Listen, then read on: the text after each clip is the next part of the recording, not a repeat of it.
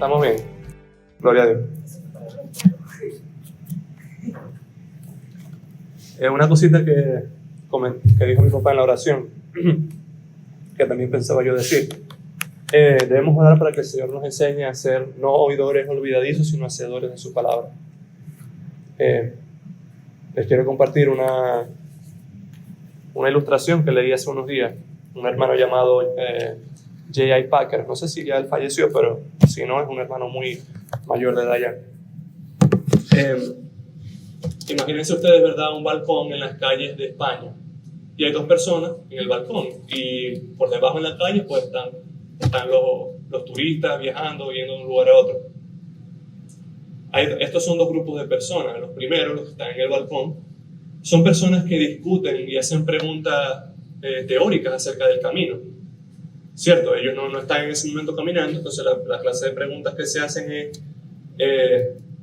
bueno, ¿y cómo será la mejor manera de llegar a este sitio? Y lo hacen por mera curiosidad, ¿verdad? Por mero interés. Las personas que están caminando por la calle también se están haciendo preguntas, también están, ¿verdad?, pensando, discutiendo, pero la diferencia es que estas personas lo están haciendo porque quieren llegar a un lugar. Estos son viajeros, son personas que están aplicando sus conocimientos, que están moviéndose, que están yendo a algún lugar. Y la pregunta es, ¿quiénes somos nosotros? ¿A qué grupo pertenecemos? ¿Somos las personas que están en el balcón discutiendo ¿verdad?, y quizás viniendo a la iglesia a escuchar las doctrinas de la palabra porque son interesantes, ¿verdad? La teología es interesante, eso nos puede, ¿verdad?, apasionar el estudio de la palabra.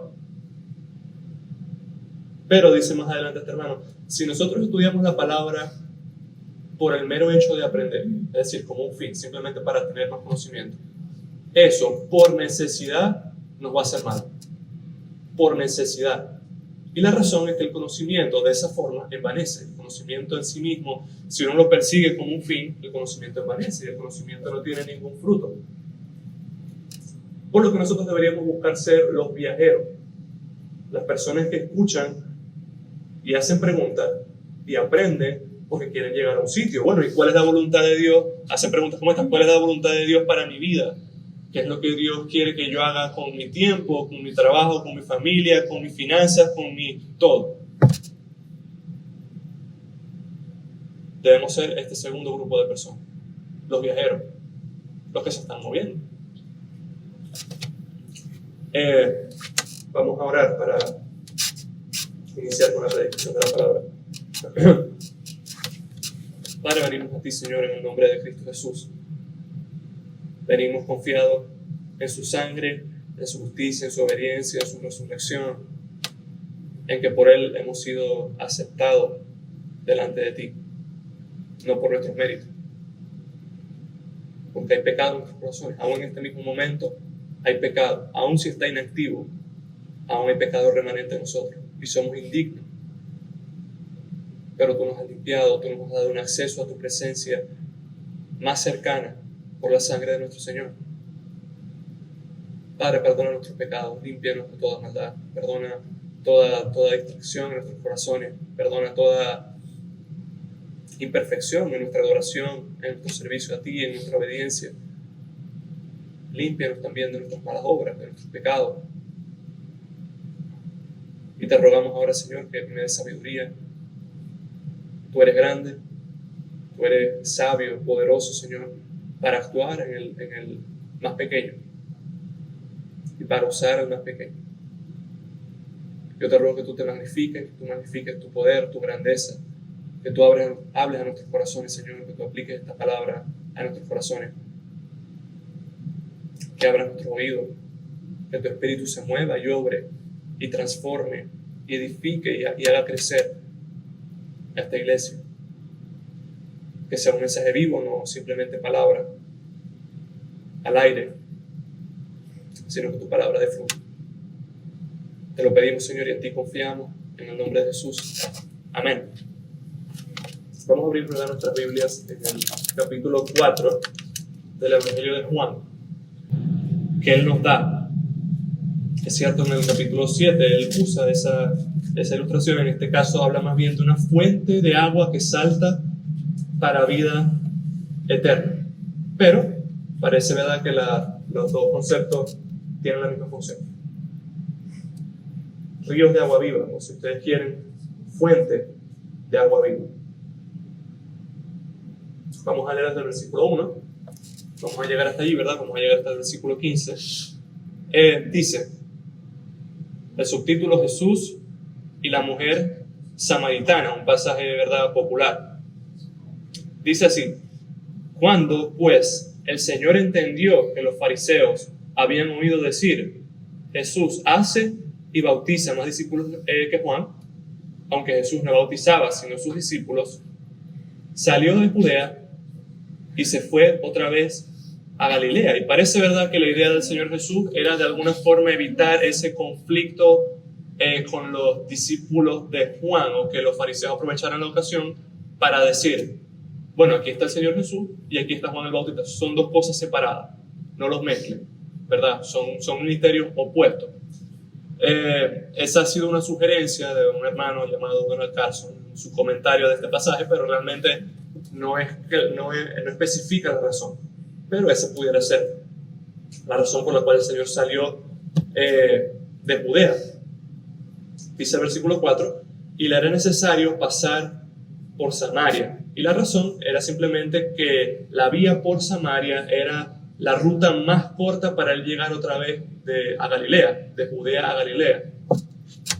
Era la ruta más corta. Versículo 5, vino pues a una ciudad de Samaria llamada Sicar, junto a la heredad que Jacob dio a su hijo José. Y estaba allí el pozo de Jacob. Entonces Jesús, cansado del camino, se sentó así junto al pozo, y era como la hora sexta. Ahora es claro, ¿verdad? Nosotros conocemos la providencia de Dios. Es decir, que Él orquesta todos los eventos en la historia, en su pueblo, para la gloria suya y para el bien de su pueblo. En este caso, no era casualidad que el Señor Jesús se había sentado y había llegado hasta ese pozo en el momento que esa mujer samaritana iba a salir. No era casualidad, el Señor Jesús estaba buscando no solamente a esta mujer, sino a la gente del pueblo que luego esta mujer fue y les predicó. Entonces la providencia de Dios, sabemos que la voluntad, el decreto de Dios es para salvación.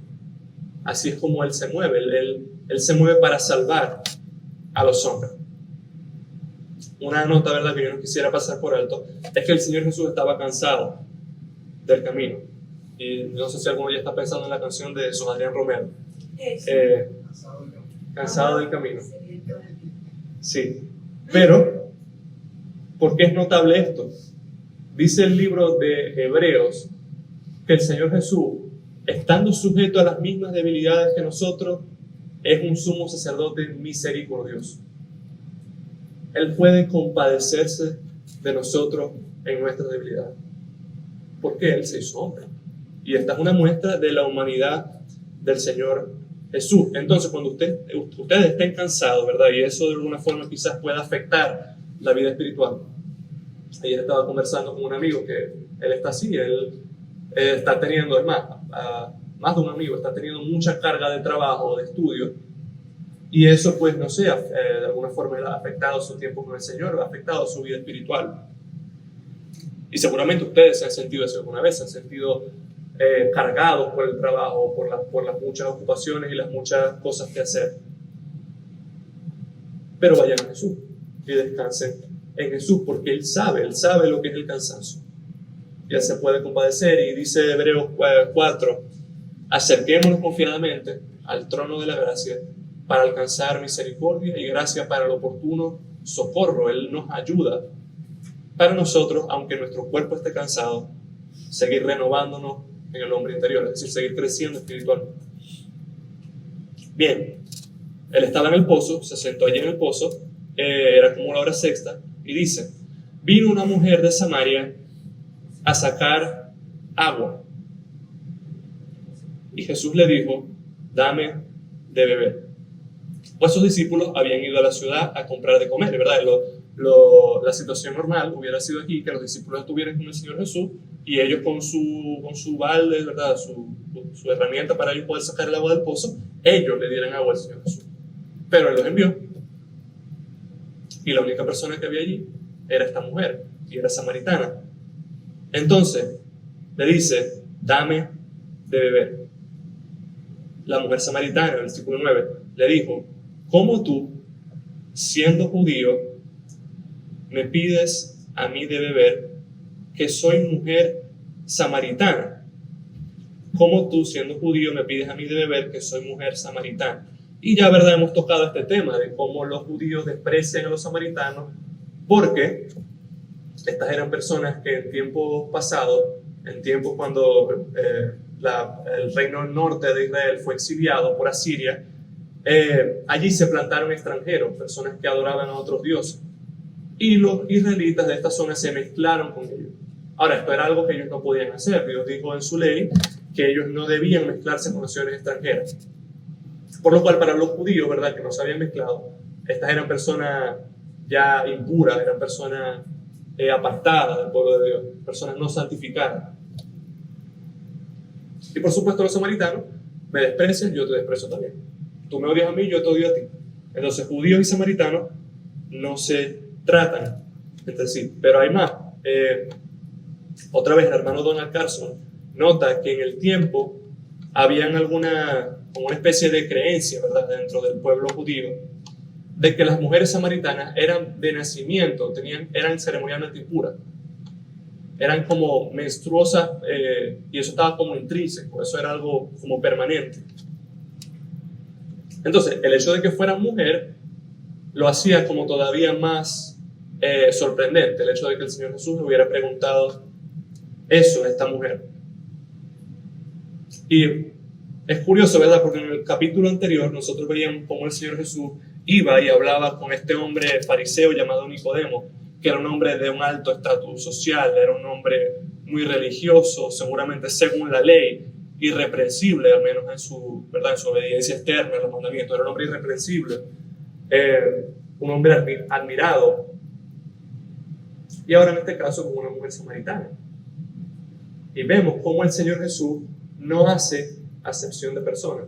Él va con los que se dicen ser más altos y con los que la gente dice que son más bajos. Esta palabra que dice judíos y samaritanos no se tratan entre sí, realmente significa que ellos no comparten cosas entre sí, que no usan las mismas cosas.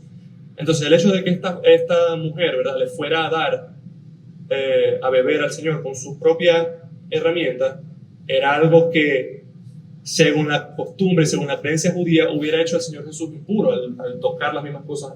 Primero, que esta mujer, y segundo, que era samaritana. Ellos no se tratan entre sí. Ahora bien, responde el Señor Jesús, y ahora Él cambia el tono de la conversación, la naturaleza de la conversación. Ellos están hablando de agua natural, de agua literal, ¿verdad? Pero ahora fíjense lo que dice, versículo 10. Respondió Jesús y le dijo, si conocieras el don de Dios y quién es el que te dice, dame de beber, tú le pedirías y Él te daría agua viva. Si conocieras el don de Dios y quién es el que te dice, dame de beber, tú le pedirías y Él te daría un agua viva. Y eso, ¿verdad?, vamos a profundizar más adelante qué es lo que significa esa agua viva. Por ahora solamente voy a decir que en este pasaje Él se está refiriendo al Espíritu Santo. Esa es esa agua viva. Y dice, si me conocieras a mí, es decir, dice, si conocieras el don de Dios, si conocieras que yo soy aquel enviado de Dios a morir por tus pecados, a rescatarte de tus tinieblas, si tú me conocieras, tú me pedirías, dame de beber. Tú me pedirías que yo te dé de mi espíritu. Si conocieras el don de Dios y quién es el que te dice, es decir, que yo soy el Mesías, que yo soy el Salvador, el Cristo, tú me pedirías, dame de beber. Y fíjense cómo el Señor Jesús aquí, cuando Él dice dame de beber, Él todavía está hablando en lengua espiritual. Es decir, las personas que lo conocen a Él, ¿por qué le piden? Por el Espíritu Santo. Eso es lo que el Señor está diciendo ahí. No es que es lo único por lo que le piden, pero sí es una petición principal. Eso lo vamos a ver más adelante. Ahora, la mujer, ¿verdad? Aún en su mente carnal, ella no tenía entendimiento espiritual de lo que le estaba hablando el Señor. Dice el versículo 11, la mujer le dijo, Señor, tú no tienes con qué sacarla, y el pozo es hondo. ¿De dónde pues tienes el agua viva? Y hace una pregunta ahora. La pregunta, de hecho, la hace con cierta ironía. ¿Acaso eres tú mayor que nuestro padre Jacob? Tú eres mayor que nuestro padre Jacob. A ver si con el tono me entiende, ¿verdad? Lo que esta mujer quiso decir. Que nos dio este pozo del cual bebieron él y sus hijos y sus ganados. ¿Tú eres mayor que Jacob? ¿Acaso? Ya que me estás diciendo que me vas a dar esta agua viva. Por supuesto, esta mujer no entendía quién era Jesús. No entendía quién era este hombre con el que ella estaba hablando. Respondió Jesús y le dijo, y aquí, ¿verdad?, nos vamos a quedar por un tiempo. Cualquiera que bebiere de esta agua volverá a tener sed. Ahora, es interesante porque es la misma enseñanza que el Señor Jesús le da al pueblo cuando Él multiplicó los panes y los peces. Después de ese milagro, Él da un discurso, ¿verdad?, que nosotros conocemos quizás como el Jesús, el pan de vida, cuando Él dice, yo soy el pan de vida. No es el maná que cayó en el desierto porque vuestros padres comieron de ese pan y murieron. Yo soy el pan de vida. El que come mi carne, dice el Señor, tiene vida eterna. Y eso, por supuesto, significa que cree en Él, en su sacrificio. Ahora, fíjense lo que dice Él. Dice, en 63, el Espíritu es el que da vida. La carne para nada aprovecha. Las palabras que yo os he hablado son espíritu y son vida. El asunto es que estas personas, después de ver que el Señor Jesús había hecho este milagro, ¿verdad?, y era capaz de multiplicar el alimento, de darles de comer, el Señor Jesús los reprende cuando ellos lo buscan otra vez, porque Él les dice, ustedes me buscan a mí, pero ¿por qué me buscan a mí? Porque comieron el pan y se saciaron. Estaban ricos los panes, ¿verdad? Estaban muy sabrosos los panes y el pescado. Y por eso es que ustedes me están buscando a mí. Pero yo les digo, la carne para nada aprovecha. Creen en mi palabra, búsquenme, pero no por ese motivo solamente. Búsquenme porque mis palabras son vida eterna. Las palabras que yo he hablado son espíritu y son vida.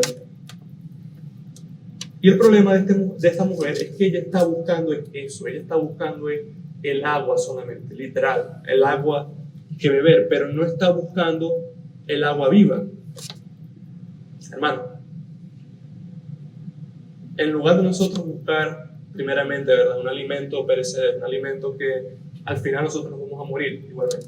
El que toma agua va a volver a tener sed. El que come va a volver a tener hambre.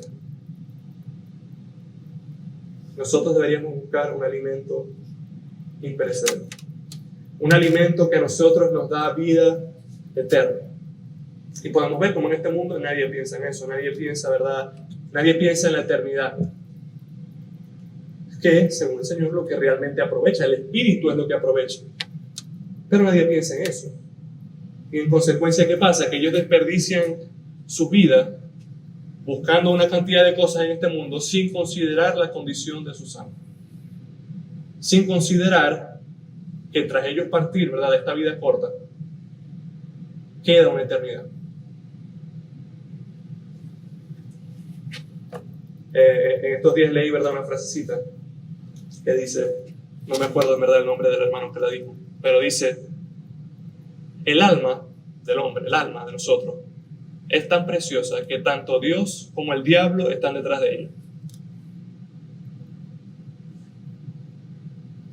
¿A quién de aquí lo ha atacado el diablo en el cuerpo? ¿Verdad? Nos puede enviar, bueno, está bien, nos puede enviar enfermedades. Ok.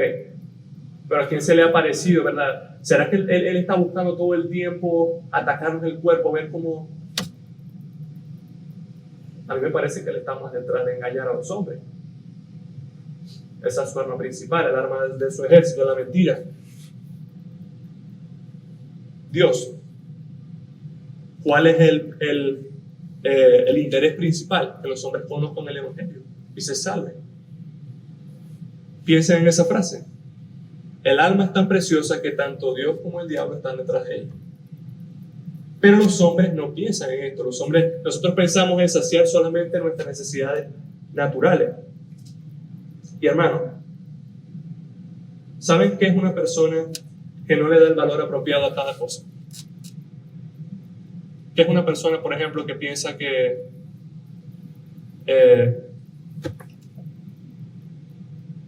$1 vale 1,000 y $1,000 valen 1? ¿Qué es esa persona? Que no sabe dar el valor apropiado, que no sabe dar la importancia apropiada. Y pudiéramos usar palabras, ¿verdad? Una palabra fuerte que pudiéramos usar sería la necedad. Es una persona necia.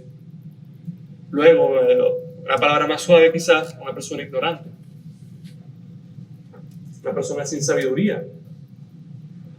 Porque le dan muy poca, ¿verdad? Son personas que le dan muy poco o ninguna importancia a su vida espiritual, a su alma, pero entregan su vida, se sacrifican, dan todo lo que tienen para conseguir lo que al final no aprovechan.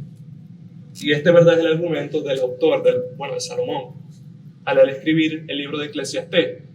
Todas las cosas vuelven a su estado natural. El sol sale, el sol otra vez se pone.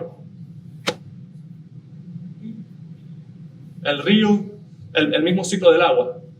Ustedes conocen cuál es el ciclo del agua. Pero todas las cosas vuelven a su estado natural. Al final eso no aprovecha. Por supuesto nosotros necesitamos, Dios nos ha dado cuerpo.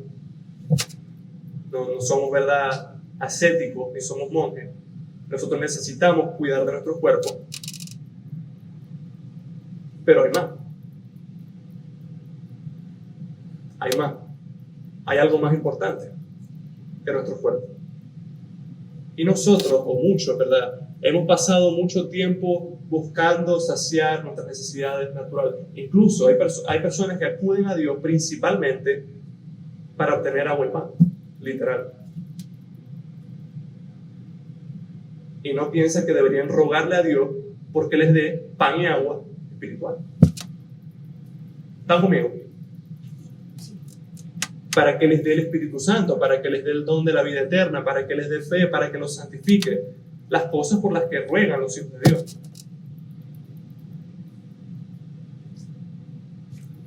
Y yo le pregunto a cada uno, ¿cuál es tu motivo principal de oración?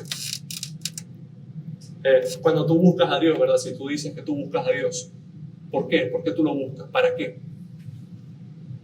¿De qué es lo que tú estás detrás? ¿Del agua literal o del agua espiritual?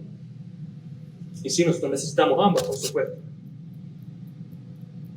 Pero yo creo que el énfasis, hermano, si ustedes leen la oración modelo del Señor, leen las oraciones de Pablo, leen las oraciones del salmista, de los salmistas, los hijos de Dios ruegan por las cosas de Dios. Sí, también rogamos por nuestro sustento, ¿verdad? La provisión del Señor, por supuesto, eso está bien. Todo lo que nosotros queramos está bien. Pero principalmente lo que primero ellos buscan de corazón son las cosas de Dios. Ahora, eso dice el Señor en principio, dice, cualquiera que bebiere de esta agua volverá a tener sed. Y hermanos, yo no digo esto, ¿verdad? Para que ustedes, me hizo sentir mal, me hizo sentir culpable. ¿Verdad? Que hoy Carlos amaneció exigente. Amaneció muy espiritual hoy. Y por eso es que nos está diciendo ahora que es la verdad. O ustedes cuando beben agua más nunca tienen sed. Es verdad. Las cosas, ¿verdad? Por mucho que nosotros necesitemos y las busquemos y debemos trabajar por ellas también, son malas.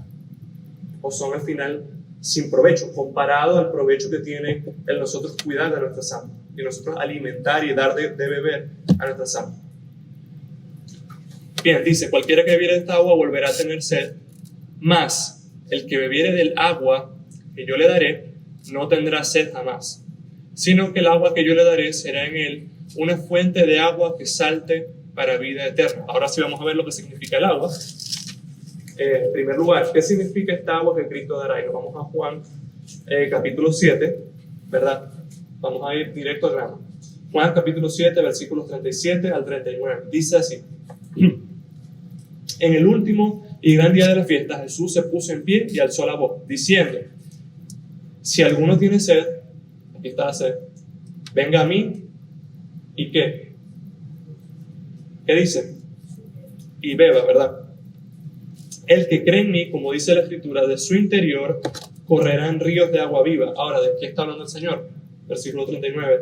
Esto dijo del Espíritu que habían de recibir los que creyesen en él. Pues aún no había venido el Espíritu Santo, pues porque aún Jesús no había sido glorificado.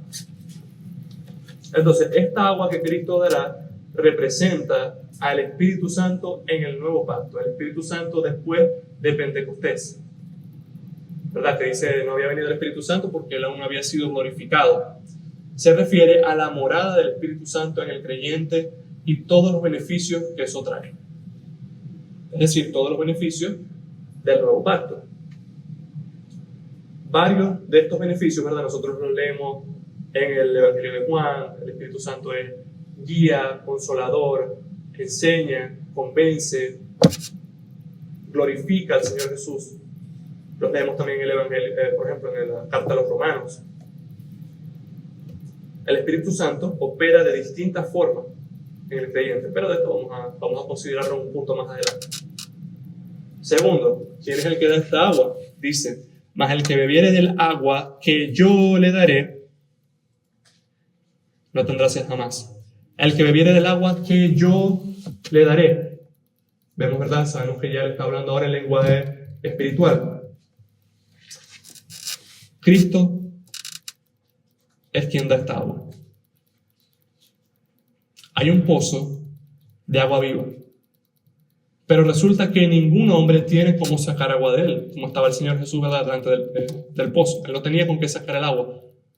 Bueno, hay un pozo de agua viva y ningún hombre tiene cómo sacar agua de ese pozo, excepto uno solo, Jesús. Si alguien tiene sed, si alguien está, vamos a ver, ¿verdad?, lo que significa más profundamente esta imagen de tener sed. Si alguien está muerto espiritualmente, eso es lo que significa. Si alguien está hastiado de su camino, huyendo de Dios, y quiere recibir agua que da vida de parte de Dios, debe ir a Jesús. Debe ir a Jesús.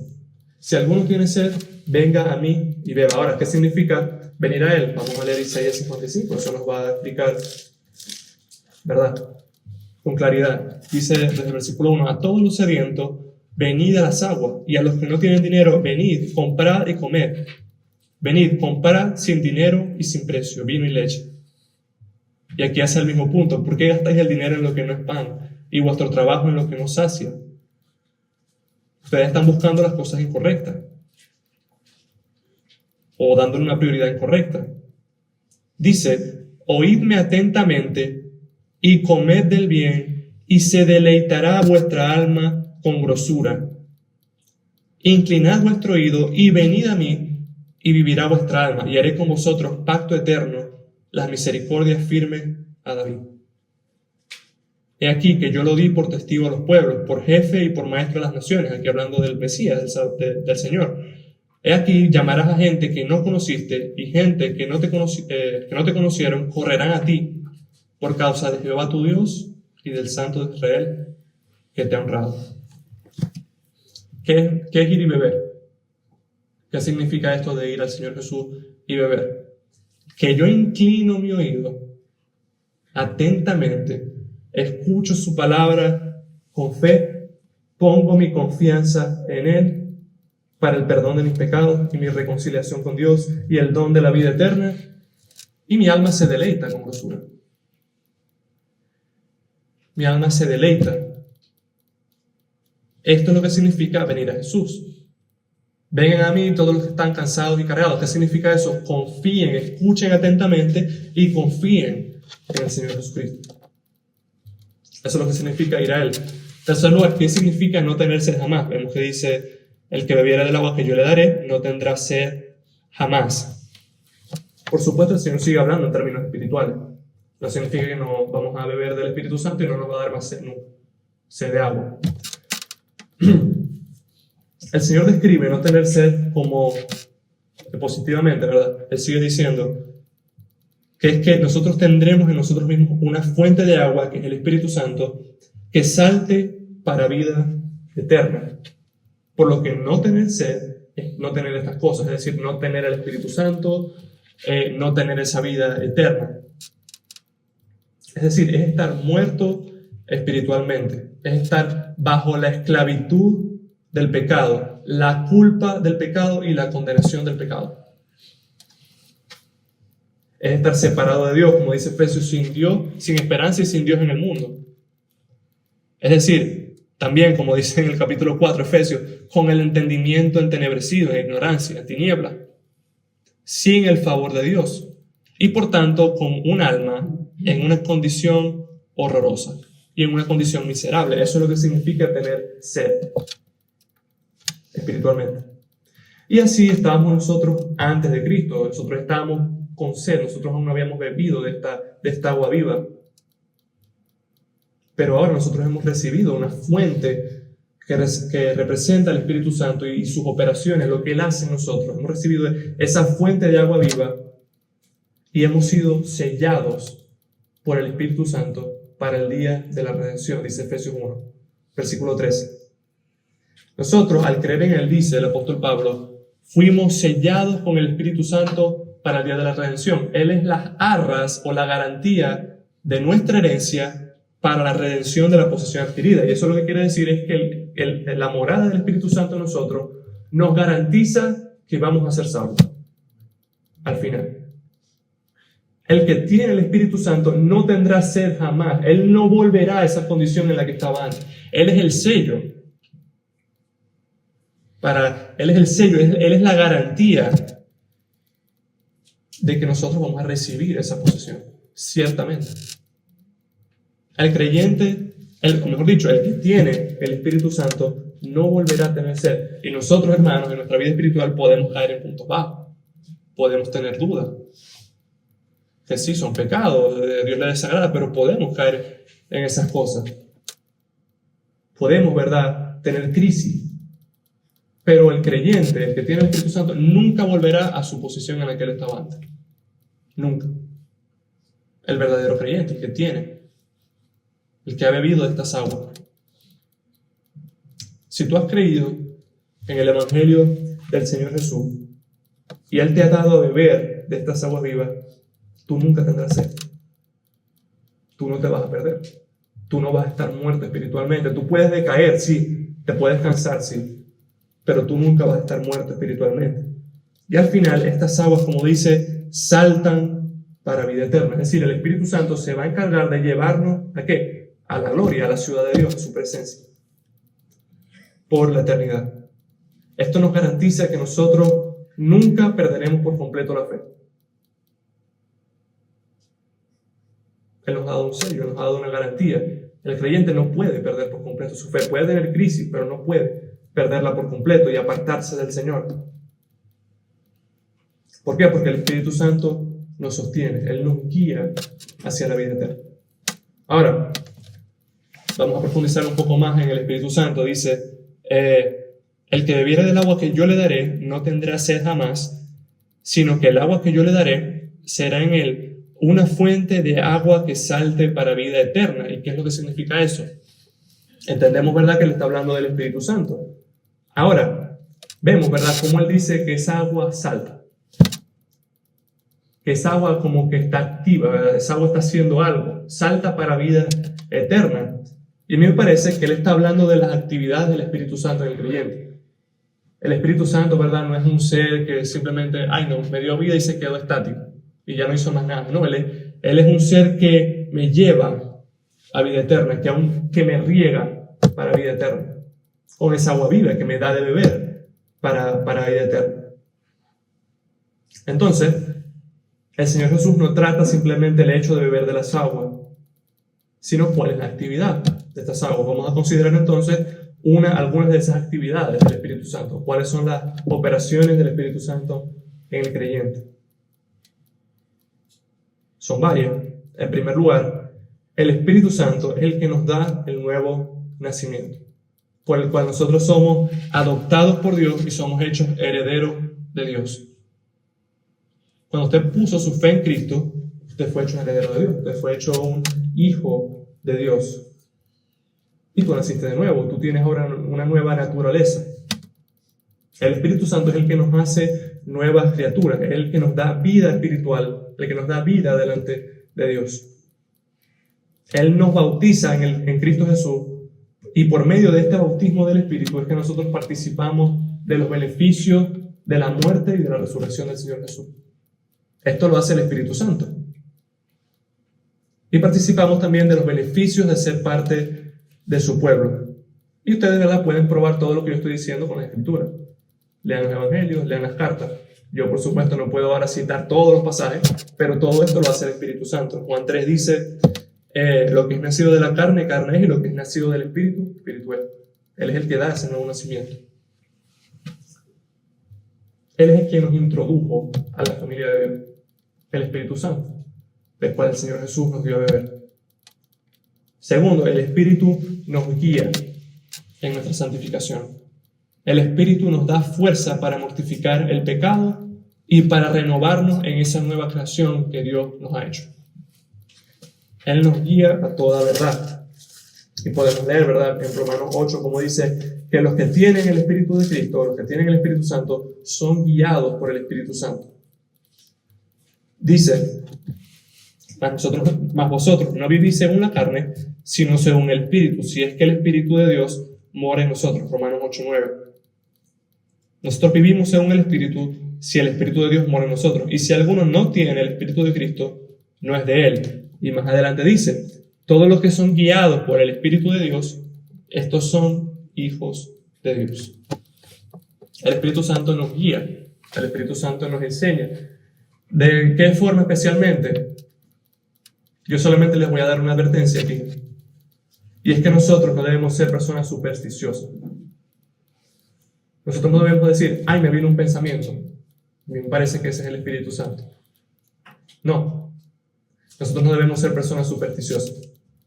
Porque no sabemos de qué manera Él nos guía. Si es por medio, ay, que me envió un hermano, que me envió un mensaje, que me dijo algo que yo necesitaba oír. O yo estoy leyendo la palabra y el Espíritu Santo me iluminó para yo poder entender las Escrituras y ahora yo sé lo que tengo que hacer. O escuché una prédica el domingo o una alabanza, pero es la palabra. No debemos, ¿verdad?, caer en el error de, ay, si pasa un carro rojo, eso es que el Espíritu Santo, no. Debemos ser racionales. Él nos guía de una forma misteriosa, no sabemos si, pero lo hace por medio de la palabra, no debemos caer en este error. Y Él nos guía para nosotros alcanzar el propósito que Dios nos fijó. Es decir, ser hechos a la imagen de Jesús.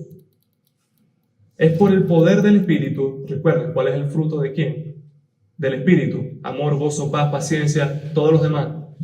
Él es quien produce, de Él es quien brota ese fruto. Por medio de Él es que nos nutrimos de nosotros de Cristo. Entonces, Él nos guía. Tercero, el Espíritu Santo es nuestro consolador. Y esta palabra es profunda. Esta palabra no significa, ay, pobrecito, vení acá, vamos a darte un abrazo y un caramelito. Y se le pasó. No significa, ¿verdad?, simplemente aliviar un dolor que uno pueda tener.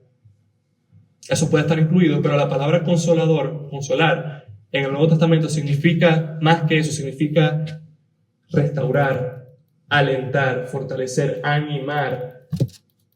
Es dar como ese vigor para nosotros vivir la vida cristiana. Esto lo hace el Espíritu Santo.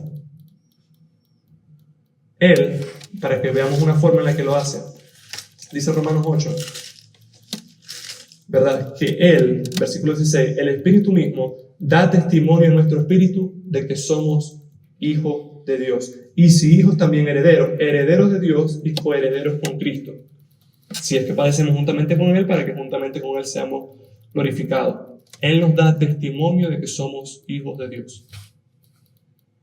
¿Cómo un creyente sabe que es un hijo de Dios? Por el Espíritu Santo. Él es quien me da esa seguridad a mí. Cuarto, no se me duerme, ya estamos terminando. El Espíritu Santo es nuestra garantía de que nuestros cuerpos resucitarán en gloria, así como el Señor Jesús, para alcanzar la vida eterna en la ciudad de Dios. Dice Romanos 8 otra vez, que si el Espíritu del que de aquel que resucitó de los muertos mora en nosotros, el que levantó de los muertos a Cristo Jesús vivificará también nuestros cuerpos mortales por su Espíritu que mora en nosotros. Romanos 8:11. El Espíritu nos garantiza que nosotros vamos a resucitar, que nuestros cuerpos van a ser vivificados y van a ser glorificados, que va a ser quitada, ¿verdad?, la carnalidad de nosotros, la naturaleza pecaminosa, las tentaciones, y vamos a ser hechos a imagen de Jesús. El Espíritu Santo es el que nos va a vivificar, el que nos va a dar la resurrección. Y todas estas cosas, ¿verdad?, componen esa frase del Señor que dice que el Espíritu Santo en nosotros es como una fuente de agua que salta para vida eterna. Y hay un elemento que yo no quisiera pasar por alto, y es el deleite y el gozo. El hecho de que esta fuente de agua esté en nosotros trae por necesidad gozo a los creyentes. Uno de los frutos del Espíritu es el gozo. Y Él es el que nos habilita para nosotros ver la gloria de Cristo. Esa es de hecho otra operación del Espíritu Santo. Dice más adelante en el Evangelio de Juan que Él va a glorificar a Jesús. Él es quien ilumina nuestros ojos para nosotros ver la gloria de Jesús. Y nosotros deleitarnos, complacernos en Él. ¿Verdad que el agua es rica? Levanten la mano a los que les gusta el agua. El agua es muy rica, ¿verdad? Bueno, beber del agua espiritual, del agua viva, es mucho más rica que el agua natural. Es mucho mayor el deleite y el gozo del Señor que el deleite del agua. Es muy rico beber agua, a mí me encanta, pero no se compara. Y los creyentes, por medio del Espíritu Santo, tenemos acceso a esto. Y termina, ¿verdad?, la mujer diciendo, todavía sin entender, Señor, dame esta agua para que no tenga yo sed, ni venga aquí a sacarla. Todo esto para nada, porque la mujer no entendió. Después entendió, pero hasta ahora no había entendido.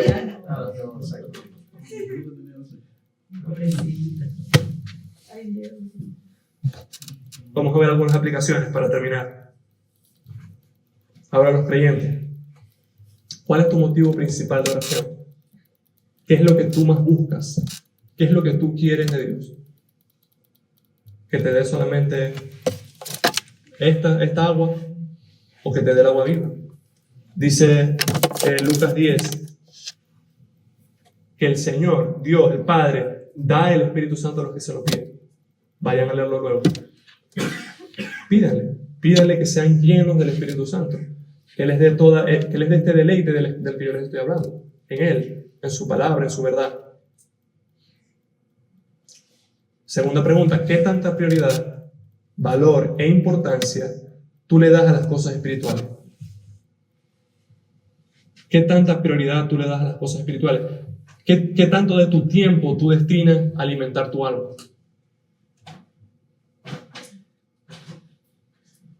¿Qué tanto de tu tiempo, qué tanto de tus recursos?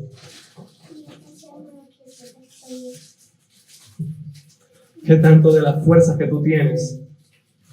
Nosotros trabajamos, dedicamos una gran parte de nuestra vida, ¿verdad?, esforzándonos para traer el sustento a nuestros hogares. Pero quita eso, del tiempo que tú tienes después del trabajo, ¿cuánto tiempo tú le dedicas a alimentar tu alma? A beber, a alimentarnos de la palabra, a orar. Porque eso revela cuál es tu conocimiento del Señor Jesús. Fíjense lo que dice: si tú conocieras el don de Dios ¿Y quién es el que te dice, dame de beber? Tú le pedirías. ¿Conocemos al Señor Jesús? Entonces pidámosle. Tercero, tú estás experimentando esta fuente de agua viva. El Espíritu Santo está transformando tu vida. Está brotando en ti, ¿verdad? El fruto del Espíritu. Amor, gozo, paz. Esas son preguntas que nos debemos hacer. Y debemos, hermanos, avivar el fuego del Espíritu. No apagarlo, no contristarlo con nuestros pecados, sino avivarlo, oyendo con fe la palabra, para que nosotros experimentemos esta riqueza de la cual está hablando el Señor Jesús. Pero cuarto, sobre toda cosa, ¿verdad? Algo que sí quiero que se lleve. Agradece y glorifica a Dios por el maravilloso don del Espíritu Santo. Da gracias a Dios porque este don es el que a ti te va a llevar a la vida eterna, el que te está guiando, el que te consuela, el que te abre los ojos. No lo contristes. No contristes al Espíritu Santo. Lo contrario. Y solamente una aplicación para los no creyentes. Si tú no tienes al Espíritu Santo y tu condición es la de un desierto sin vida, una persona que tiene sed, que está muerta en lo espiritual, arrepiéntete, cree en Jesucristo y vas a recibir el don del Espíritu Santo, vida espiritual, serás llamado hijo de Dios y al final Él te guiará al cielo, a recibir el don de la vida eterna. Hay unas aguas y dice Apocalipsis, ¿verdad? Y al final, me encanta la forma en la que lo dice. Y el Espíritu y la esposa, está hablando el Señor, dicen ven. Y el que oiga, diga ven. Y el que tiene sed, venga. Y el que quiera, tome del agua de la vida gratuitamente.